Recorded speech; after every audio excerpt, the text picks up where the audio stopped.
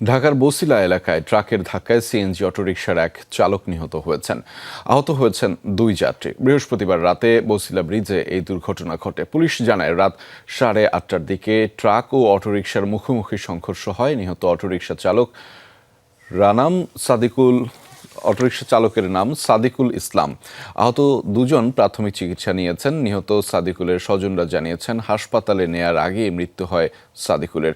তার গ্রামের বাড়ি গাইবান্ধার সাদুল্লাপুর উপজেলায়। পরিবারের একমাত্র উপার্জনক্ষম ব্যক্তি ছিলেন তিনি। ময়নাতদন্তের জন্য মরদেহ রাখা হয়েছে শহীদ সোহরাওয়ার্দী মেডিকেল কলেজের মর্গে। পুলিশ জানিয়েছে ট্রাকটি জব্দ করা হয়েছে, তবে চালক পালিয়ে গেছেন।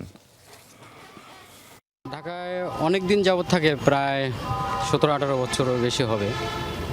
তো ফ্যামিলি সেরকম ভালো না, অনেক আর কি খাটি খাওয়া লোক।